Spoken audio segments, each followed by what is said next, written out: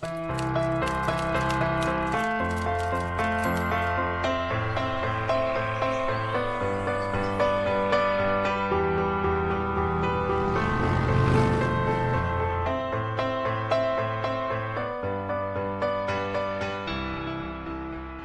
is Jeff Zeig in Phoenix, Arizona at the offices of the Milton Erickson Foundation. I want to talk about one of the techniques that Milton Erickson was famous for. When asked what were the two most important contributions he made to the literature, he said the confusion technique, a destabilization technique, and the interspersal technique, an associative technique. Let's talk first about the confusion technique. When Erickson invented the confusion technique, it was kind of a hard confusion. It was meant to attack the resistances. The initial article, I don't remember, 63 or 64, was about the confusion technique for resistant patients. And Erickson could somehow create this kind of attacking confusion that would go on by using word plays and using negation, double negation, and by the apposition of opposites. So a hard confusion technique could be something like, you have a conscious mind and an unconscious mind. And your conscious mind has ways of understanding. And the kind of conscious understandings that you unconsciously understand are different from the unconscious understandings that you consciously understand. But then there are misunderstandings, and you can consciously understand your unconscious misunderstandings, or you can unconsciously misunderstand your conscious understandings. But you can't really understand until you take an easy breath, close your eyes, and begin to allow yourself to comfortably go inside.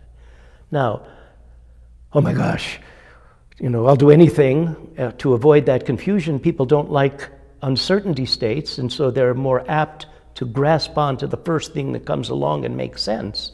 Now, I've saw Erickson begin inductions. Many times he would begin inductions by doing something that was confusing, something that actually increased the amount of tension. And that is something that is really not been followed through by many of the people who walk in Erickson's footsteps. How do you use arousal states? And confusion is an arousal state, but we could think about confusion in regard to music. In music, you have consonance and dissonance. You need dissonance, but dissonance is just an unstable harmony that promises a stable harmony to follow. Now, most people, when they learn hypnosis, the slope of their induction, the slope of the way that they're suggesting relaxation is so the induction becomes like a lullaby. Well, what Erickson would do is he would use destabilizing techniques, and he would be modulating the level of tension. He might even start by increasing tension, and then, like Beethoven in creating a symphony, he would be modulating tension through the course of the induction. This is something that's been very hard for me to teach my students. How can you create an induction in which modulating the level of tension is something that you can do effectively?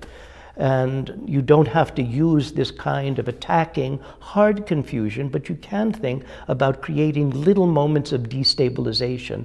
One of Dr. Erickson's most famous inductions at the end of his career was the early learning set. He would be talking about how someone learns the intricacies of learning to write the letters of the alphabet.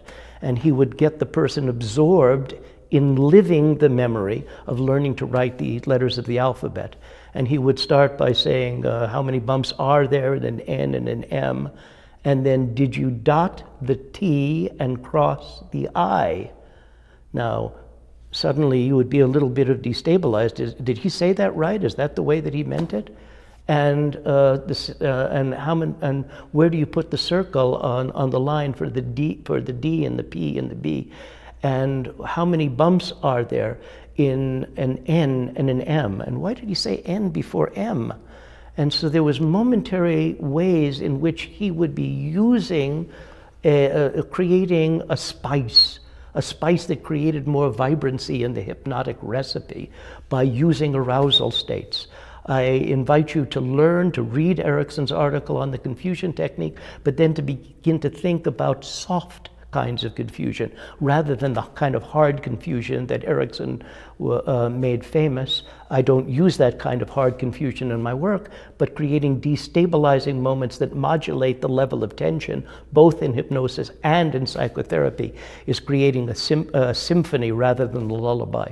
This is Jeff Zeig with another 5-minute tip for therapists here in Phoenix, Arizona, at the offices of the Milton Erickson Foundation. Thank you.